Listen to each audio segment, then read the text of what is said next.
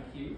I'm going to just share a bit about my experience writing the book, a bit about the philosophy within the book that inspired me to want to write, and then we'll have a Q&A, and then if we have time, we might not. We'll have a little break, and then I might even read a section, so give a small reading, but I don't know if we're going to get there, so we'll see what happens. So, look, I've been looking forward to this moment for quite a long time. I'm thrilled that we're finally here. I started writing the Lockpicker's Pilgrimage in 2018, last decade. And I have learned a lot about how to get a novel over the line since then. I finished my first draft 18 months later, but the process to get to publication has taken nearly 5 years.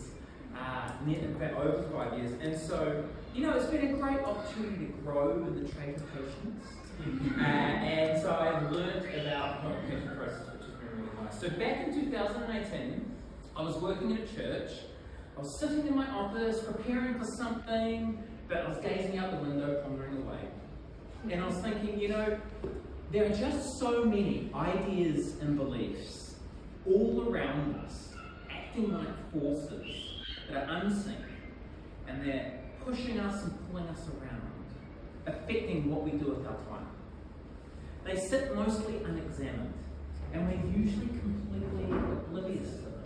There are these societal ideologies, these beliefs, these shared thought patterns that we participate in, that are like undercurrents that swim us like fish around here and there, choosing for us, I think, really what we care about, that we're often completely unaware of. So here's an example. We might, let's say, presuppose being objective is being rational. Oh, us Kiwis love that stuff, right? We think objectivity is the rational approach to life, and to be rational, that's the end goal, really trying to become that sort of person. But the question I have is, why do we think that's true? Why is that so significant? Why do we care so much about that way of thinking at the expense of maybe other ways of conducting ourselves?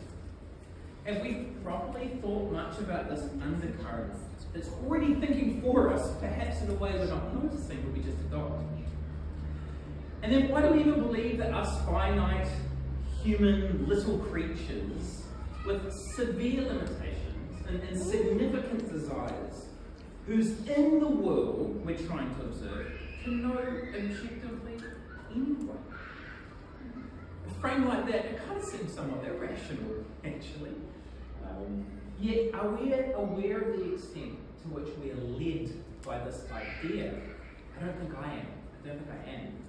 It's so entrenched in our Western society. We so highly value existing as a rational, objectively thinking creature. And yet, I think it impacts our decisions. So, it might be so normal to us, we don't necessarily think about if that works and how important it is to our decision making. Or perhaps here's another example. Let's say some new knowledge comes out. Let's say by some institution, they've come up with some new knowledge, and they're saying, knowing this and doing something this way, it's going to really transform our life and make things good again. It could be from an establishment in our society about anything. It could be from like military or police or education institutions, from our politicians, any established institution is saying, we've discovered some new knowledge that's going to be good for us. But then, alongside that, some dissenting voices pop up, saying, no, they've got it all wrong, their ways of knowing is false. And the institutions, they just want power. They just want more control over you to make you do what they want. Well, here's the thing. Which group am I going to side with? Because do we really know? Do I really have a way to know if the knowledge that's being proposed is reliable? And do I really think about which group I'm going to automatically associate with without noticing I do? Have I read the data in the academic journals about whatever this knowledge might be? No.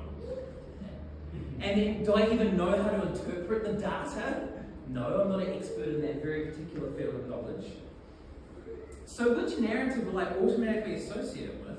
The dissenting voice saying, no, that can't be true, and the establishment that's saying, yeah, it is true. Well, am I really objective and rational about this? Because perhaps knowledge has more to do with which group I'm going to trust, the one I automatically associate with. So, I guess what I'm getting at here is, where do I get my sense of truth from to understand what I think is real? There are these undercurrents of thought that form our culture, often fighting against each other, that I don't think we can really become truly free from until we examine them and decide what we're going to do with them. So I'm sitting in my office a number of years back, Pastor Andrew at the church I'm working at, I'm thinking, watching people outside walking past the window, and I realise, here's the thing, most people out there, they just don't care about these things, right? People don't really care about these things, let's be honest. And I think they're of like unbearably vital significance. It seems to me that there isn't a sense of hot urgency about such things that I think actually profoundly inform our life choices for us. While the Lockpicker's pilgrimage was born from that moment. Later on, I strolled up to a nearby uni library, planted on a seat, opened my laptop and started writing chapter 1. I wasn't a student or working at the uni, I wasn't connected at all, but it's quite fun just going to a uni library and just working at it. The Lockpicker's pilgrimage is my attempt at eliciting for the reader beliefs we already possess but don't yet know how to articulate. I hope to bring to the foreground some of those hidden ideas that sit underground shifting the world around us. And I figured that if I can try to write an action adventure, people might be more inclined to lend their ear to these sort of things that might otherwise not seem interesting, which I think is actually vital importance. So the story is a fiction in a post-apocalyptic world where we're moving out of a dystopian setting, as I hope for us too, and into a renewing, restoring, regenerating world. West is lost in a rusting world of meaninglessness. He stumbles around Isolone City looking for something to do in order to justify his existence. That might sound a bit familiar already, actually. And as he launches into his hero's journey, he meets different characters along the way who are representative of actual real-life philosophers from our Western history. So in joining on West's adventure, we get to meet these various Western thinkers who I think quite strongly shape the ideas that are sitting in our heads if we've been part of the Western world ourselves. So through West's fictional conversations and his actions with various characters, non-fiction philosophical writing is transmitted through a fictional world. When we first meet West, he is very much a Nietzschean nihilist. He embodies the later writings of Friedrich Nietzsche that gets quite dark. He's moping around, quite sure he cannot be sure of anything. And then after meeting a series of strictly fictional characters, they set him up on his adventure to get caught in a tussle between two European philosophers, Martin Heidegger on one hand, and Emmanuel Levinas. These were German philosophers who I think have really sort of impacted the way we're thinking. And so their works are represented by unique characters in the story. Then later on, as I'm writing, I ran into the most unusual experience. I imagined a new character in my head who West was going to befriend. This new character was quite a tall, lanky, scarecrow-looking fellow. He was jovial, very down to earth. And so West knocks on the door to meet this character. As I'm writing the story, a completely different voice, who's meant to be that character, answers West. And I'm thinking, who are you and where did you come from? I had imagined up and prepared a character for him to meet. And then when West goes to meet this character, as I'm writing, the voice sounds different. And it's the most bizarre thing. I'm kind of thinking to myself, how many voices do I have in my head? It's like the story just decided on its own terms. No author. No, this is who that character is going to be. And you're like, who's writing this and how? So I just stopped writing for about a week. and sit down and just work out who this new person is that was presented to me as the story was unfolding. Which got really weird when you think about that psychologically. So when you write stories, you write these characters, but where do they come from? And what is the implications when they end up turning out to be quite different from what you thought they were going to be? It's strange. So something interesting I learned writing my first novel is that characters, they really do take on a life of their own when you let them, and they do become their own person. And if that's the case, then are they kind of real on their own terms, beyond my thinking of them? It was a really strange experience, it was quite unusual. Well, that character ended up representing a couple of disagreeing philosophers merged together into one character. And all I'll say is they are their own person, man. Like, I don't know how I get here. So West leaves the wilderness and ends up in a city where he meets someone who represents popular, contemporary writing you might find in bookstores today that represents David Hume. There's a lot of writers who still like David Hume's positivist empiricism.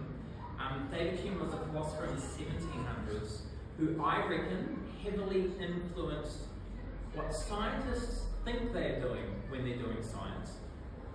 But West, now that he's grown in his thinking since he left Isolation City, he starts to challenge this person on these points. And so he takes the time to point out from the experience of his learning, wondering if there's better ways to comprehend how knowledge works. So that character is a little later in the story, and then finally, when we're nearing the last couple of chapters of the Lockpicker's pilgrimage, one of my absolute favourite philosophers is brought into this Western journey. The thinking of Michael Polanyi really informed my writing towards the end. So he was born in 1891. He was a fellow of the Royal Society, which is the most distinguished fellowship of scientists in the world. Under Polanyi's guidance, his son and two of his students all won a Nobel Prize for their respective works in various sciences. He was a researcher in chemistry. He discovered much about how photons work. He contributed a lot to our knowledge of X-rays and to gas absorption. And also Polanyi was an outstanding scientific thinker. So he was writing about how knowledge acquisition works from the placement of being a brilliant contributor to our scientific advancement. He wrote about the parts of what happens when we're trying to understand anything new that simply weren't being noticed and discussed by scientific communities. Unfortunately, his brilliant insights are still uncommon in popular thinking today. So I've made a bit of an ordeal about this guy's knowledge about knowledge. Well, eventually West, finally, makes his way to a place where things and stuff happens. He's pretty stubborn, he eventually gets to a place. But I'm going to leave that a mystery. I'm not going to say any more. Not wanting to spoil anything and keeping it hidden for the reader to experience. So none of these people I mentioned are specifically in the book, aside from West, but their works becomes known through the reader as conversations occur between fictional characters who represent these thinkers. The Lockpicker's pilgrimage is a man's adventure through a post-apocalyptic world which symbolises the adventure of our Western thought over time. It is both a post-apocalyptic story and a philosophical fiction. So I'm thrilled to finally share it. Something I have learnt through writing a book is that it actually is a team effort, and more so than I expected when I started. So I've discovered that there really is a whole lot more people involved in writing a book than just the author.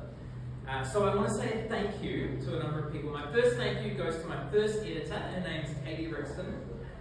She cleaned up the wording and helped me better communicate ideas in a more succinct language, which is really hard to do. So Katie did some great work, and I'm grateful for that. Then she recommended that I have someone with a philosophy and theology background have a read through and comment on the flow and accuracy of the dialogue between the characters. So I also want to thank a guy, Camo Combry, a friend who I studied with down in Dunedin. Camo offered many very helpful pointers that I took on that affected the way the book ended up being written. And then I shared chapters 1 and 2 with a friend I'd met, who was an editor, and she just naturally commented on different parts from chapters 1 and 2 and added some bits to it, and I got it back and I read through her edits and I was like, whoa, okay, so this book suddenly actually is readable and has been fixed. So I took the only reasonable action at that point and married her. Yeah, and now we have a kid too. So again, thank you so much for all that you've done for the Lockpicker pilgrimage. It's truly been amazing. I'm so happy to have met you, and thanks for all you've contributed to the book.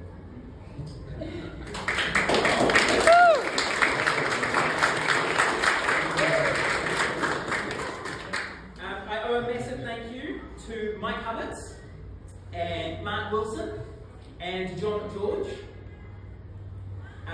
Thank you guys for taking the time to read it and choose to give it an endorsement. They've got endorsements on the back of the cover.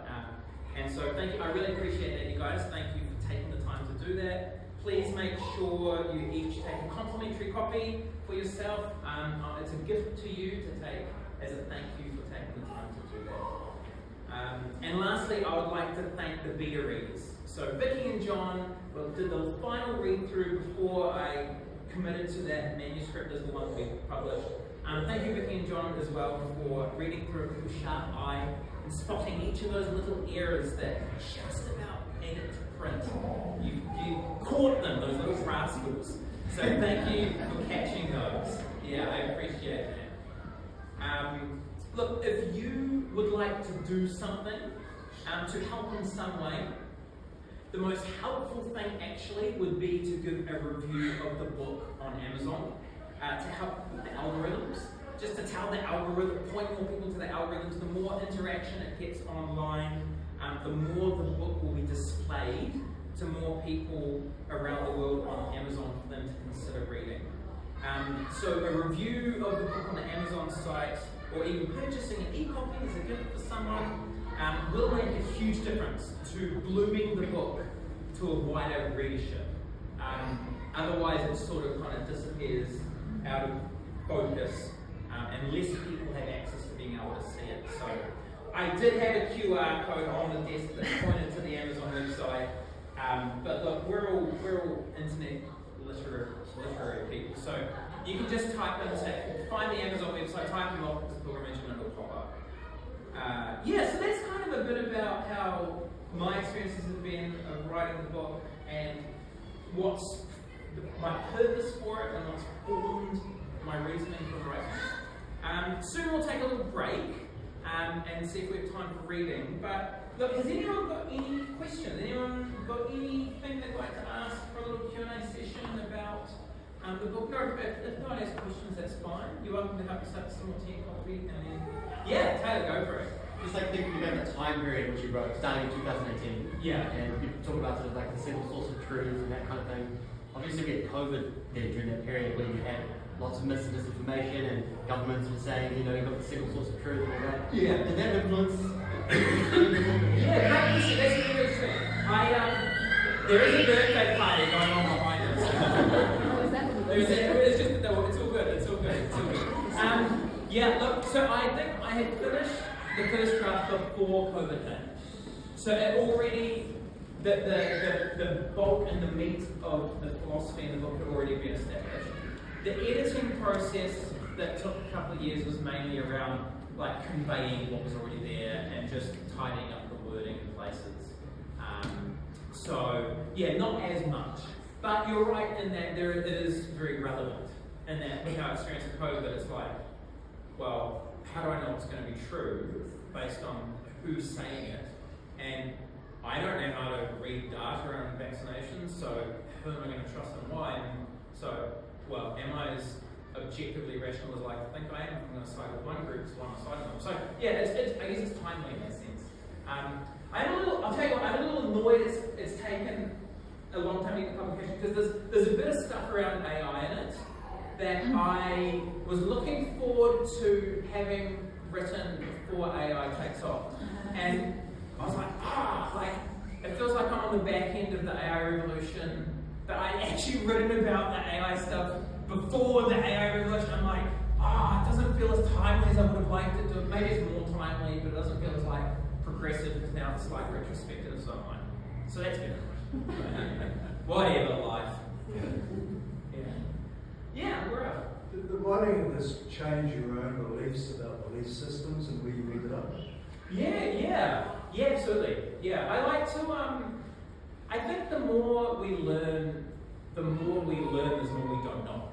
And then we learn more, there's more we don't know. And it's forever, the more we discover stuff, the more we realize, what about that and that, and you learn a bit more of that, and you realize there's even more that we're not aware of. And so it does cause me to keep wanting to often an answer raises more questions than what it answered. And so now I have more questions, and so I want to learn more. And so it does, as I'm doing my reading and my research in these areas of knowledge, it does cause me to then want to read more, and so it does call my thinking too. So I did a Master's of Theology a couple of years ago at Laidlaw, and half of the Master's was in epistemology and philosophy, had an emphasis in that, and then the other half was more emphasis in theology. And so there's quite a lot of crossover with the research I've done for my Master's that is kind of in this. But it does certainly form my thinking, that's for sure. Yes, I've got two questions. Oh, yeah. Why did you call the main character West? Is that a nod to Western civilization, or is it a very West young man, or was it something? Yeah, no, absolutely. Yeah. It's representative of our Western thinkers. Yeah. So my hope is anyone can read it and identify with the main character, because we're people coming from a Western worldview. Yeah. And for a while I actually wanted to try and write a story. It's from a first-person perspective. It's actually from West's perspective. It's not a third person, or it's not a bird's eye view. It's actually from West, because I want the reader to feel like it's their thinking that's coming through. And I actually tried for a long time not to give West a physical description or even a gender to try and make any reader feel like it's them. But then eventually I had to, for the sake of marketing, I wanted to say he, and so it worked out better saying he, and so I kind of have made him a person in that sense. And I feel a sense of loss that now it's a step away from the readers wondering about how much we for ourselves have adopted these thoughts. So the second question pivots off the last question. And that is there as a result of writing this and where you have landed, is there a philosopher or theologian that you would say are most closely aligned with that? Yeah. So there's so Michael Polanyi I really like. I really like his, especially his critique on, I think, what's popular thinking around. We tend to, I think we tend, oh gosh, I've gone for a second. I get annoyed that there seems to be this undertone of, in the natural sciences we're objective about things, in the social sciences we're subjective about things. In theology, there's kind of this and I think Michael Polanyi does a really good job at saying, rather than saying natural sciences are objective, social sciences are subjective, it's more the thing under investigation objectively exists, and our knowledge of it is subjectively changing over time. Because our knowledge of things change over time as we become more aware of them. So there's that shift there that I like Michael Polanyi does. There's a theologian, Thomas Torrance, who I love. He's written a book. Probably my favourite book is Theological Science, and he wants to understand theology and Christology in a sense of and not in a sense of just a personal subjective experience, but wanting to analyse the nature of God in more of a scientific mind frame. And so I really like Thomas Torrance's work and Michael Polanyi's work. I really rate anyone reading any of Torrance, especially theological science. Yeah. Was there a particular reason or inspiration behind the post-apocalyptic setting, and was that kind of crucial to the way the story was told? Oh yeah. So I'm annoyed. So dystopia kind of blew up as a really popular genre, I think, recently. 1984 was, I think, probably the best fiction written. Probably. And then, Hunger Games has come out, and the Divergent series has come out, there's kind of these offshoots of dystopia and stuff. And so suddenly humans have become really attached and interested in dystopia. And it's like, why? Why are we so drawn to this narrative at the moment? Maybe because we feel life's dystopian at the moment. And so my book is hopeful and wanting to say, okay, it feels like life feels dystopian, but let's move out of that. And so here's a step out of the dystopian world, and so that is post-apocalyptic writing. It's like there has been this catastrophe, and things have gone really sour, but I'm wanting to, I guess, inject hope into that, saying, yeah, but there's good things in the world to still look forward to. Yeah. Great. Yeah. So, we've listened to you, we get you're very passionate about your subject, and you've got a lot to say, and as you've done that, you could have written a non-fiction book, but you've chosen to write fiction, and you alluded to it earlier on. But that's quite a sacrifice. It's a sacrifice to make it more receptive by the reader, right? But how did it feel to constrain yourself to fiction? Oh yeah, it's tricky. Like when Katie first went through it, and when Emma went through it too, it was like revision to make the conversation more conversational, and not just like non-fiction argument. So it was a real learning curve for me to make it more conversational in that sense. I guess it's because in the world of academia, everyone's reading each other's non-fiction all the time, but there's still, unfortunately, this kind of disconnect between like what's said and how things are oddly worded and strange language in academia, and then like the average reader that picks up a book from Wrinkle's, it's like there's still a disjunction, and especially with like the word epistemology, like who's heard of that, or like ontological commitments, like people, it's not our common vernacular, and so it's annoying that it's not common. So I wanted to try and, I guess, take the concepts and make that more common. That was, I guess, that's become the goal. And so, is there a sacrifice? I've done a bit of non-fiction writing too. So I got published in a journal recently. I'm going to publish a theology book in the next couple of years. So there's a bit of that going on in the background too. So it's kind of nice. Yeah. Oh, yeah, Joe. And what sorts of story structures did you use for a story that so emphasizes complex topics and discussion? Yeah, thanks. So I just really followed Joseph Campbell's hero's journey. It's a Western story, so it makes sense to follow a Westerner's journey. And so I looked at Dan Harmon's story circle. That's a great question. Here's the thing, regardless of whether people care about God existing or not, the Bible is the most purchased, published book in the world.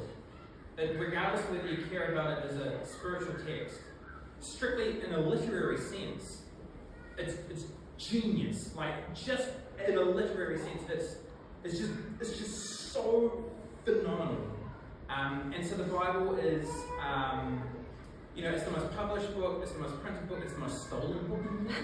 So, people steal it. So, in hotels, there used to be, and there's probably still often around the world, a Bible in each of the hotel rooms. And in the group, the Gaarder Society, they always get stolen every year. It's the most illegal book in the world. So no book is more illegal than the Bible. There's a lot of countries being allowed it. You might get imprisoned for it, you'll get killed for holding them. And so, look, even if you don't care for, and it's significantly shaped billions of people's lives, and it's transformed civilizations across the globe. And so look, even if you don't care for God or Jesus or Christianity, like even just strictly from a literary perspective, understanding the nature of writing, understanding like ideas and tropes that run through, and understanding like you can, like Jesus will say something that has a reference to like 20 other things, and then one of those things is a reference to 20 other things, and there's all this like interconnected foreshadowing and you'll read a couple of stories at the beginning, but then when you read some other stories later, it completely changes and redefines the meaning of the first stories. And so like as a Christian, I try and read my Bible and try and get informed by it. And so like the reality is I feel like that the reading biblical literature has like really shaped my thinking and therefore my writing and therefore how I will structure a story. Probably not consciously in that sense as well. Yeah, great question. Yeah. I rate it. Yeah. Is there a philosopher or philosophy you absolutely detest? And did you make them a character? And if so, what did you have them do to communicate that? Yeah, I mean, it's really, really interesting. So, okay, so here's the journey I did. I did it after high school. I did a year at Carey College, and I learned some theology. Then I did about half a Bachelor of Arts degree after that at Auckland Uni. And when I did half my Bachelor of Arts, at the time I didn't know, but there was like stuff, I was like, this, like, it doesn't feel like it checks out with a lot of the underlying philosophical assumptions in the lectures, just around like whether things exist or not, and how we can know whether things exist. And a lot of it's around like, there's more of an emphasis on power imbalance and the oppressor and the oppressed than what is real and how can we know. That was my experience of like half an arts degree at Auckland. And then, so then I went back to finishing my theology instead, because I was like, there seems to me more interest in wondering what's real and how can I know it than what I experienced in the art. And so there's been that journey for me personally, and so that's informed the journey there as well. And so like I spent some time looking at like Martin Heidegger's stuff I found really interesting, and I was really, I wouldn't say committed to it, but also like Friedrich Nietzsche's critiques of reality like really opened up a void for me. Like for a while I was like, man, Nietzsche's stuff's like his nihilism, it seemed for a while to work until I took more time to learn and found good counter arguments against it. So I would say the forces like I were kind of committed to, but then as I learned more, I moved out of those commitments. So it would be like Nietzsche, Heidegger, even Jacques Derrida. Like Derrida, when I did my dissertation at Otago Uni, half of that was around Kevin Van Hooser, and it was a conversation between Kevin Van Hooser and Jacques Derrida's work. And so and Derrida's stuff, I thought was really interesting around like interpretation. How can I know an author can intend to mean what they say to the reader? And I found his stuff quite convoluting and fascinating. So I was committed to it. But now, like on the other side of my masters, I'm like I just don't think that works anymore. And so Jacques Derrida is a good example of that. Heidegger, Nietzsche, probably yeah. One more question. Oh yeah, what's the time? I've been yakking for 20 minutes. Oh guys, we've got like less than 10 minutes. So this is good. Thanks for engaging us. Yes, yeah. Do you think you'd ever attempt to look at it from an Eastern perspective and tell the story of the East? Yeah, right. Cool question. So I don't know if I want to. I'm at risk of giving away a spoiler, and I don't want to do that. Don't do that. There's a question mark on that in the book, and you know what? I could tell you right now, but I don't want to tell everyone, and just like we'll leave it interesting. It's a very different philosophy. 100%. So it is a Western novel about the Western narratives of thought. It doesn't. There isn't a. That's just the purpose of what it's about. There's a little interaction that once you read it, we can chat about it. Yeah. Any more? Yeah. Well, it's more a comment than a question. I mean, I'm really looking forward forward to reading the book, because whenever I read a novel and it's got some philosophy or psychology in it, I really eat that up. So I'm looking forward to reading a book that is full of it. Yeah, cool. Yeah. And look, I'll be honest, it takes a bit of time to get into the philosophical dialogue. So just be prepared, I'm talking about the philosophy. It is an action adventure. I was hoping to read, but we don't have time, that's fine. The first, the beginning starts, he kind of unpacks his philosophy for us. But then there's a good, probably chapter and a half, even 2 chapters that are really, to instigate the hero's journey, that really kind of set the scene and get him on his adventure. So there's a good couple of chapters that don't have much in it. But then after that, it gets more nitty gritty as it goes. So there's this direction, it starts more of the action and that kind of goes this way, and then this direction, towards the end, it's more philosophy, but it's coming back this way. But yeah, so yeah, there is a bit of patience required. I'm glad I got to say that because Mark. Has it inspired you or deterred you from writing another book? Oh, I mean, I've got ideas for I've got a few ideas, but but part of me is annoyed at a lot of the process I've had to endure, and I'm like, I can't believe I want to do it. And then part of me is well, now I know how to deal with that, so I should just get on with it because I know how to deal with that.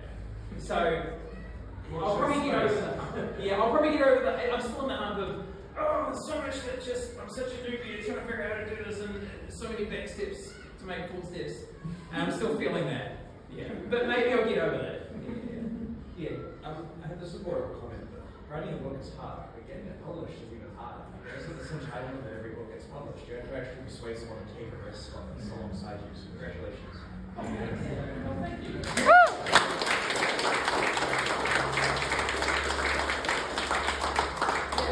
There was the typical narrative of rejections, there's the publishing world, there's kind of this oligarchic philosophy of the top 5 publishers, Penguin, Macmillan, Hatchet, Scholastic, and there's this top 5, and you kind of you put your stuff to the top 5, and they're getting 1,000 manuscripts a day, and they've got a slosh bucket where they pick through it and just throw them all out and pick one. And so, it's like a lotto, really. And so, well, it says the person didn't get his contract. No. So, and then there's I don't know, and then there's other tiers of publishing, and then eventually you find a mix that's going to work. Yeah. We probably need to. There's another group coming here after this time, so I need to. But it's been my job. I've had jobs to talk, so I'm just going to stop talking. But yeah, look, thanks for being here. I will do some signing if you want. So if you want to purchase one, they're $30 each. You just grab it. No one's going to steal anything. So obviously no one's going to take. So just grab one as you want, and then just my bank details are in here. Otherwise, I don't know if anyone uses cash, but we can do cash too. And then if you want to buy the e-version, this does not send you there. So you can find it online, and look, writing a review just helps promote it to a wider readership. So that would be good. Thanks everybody.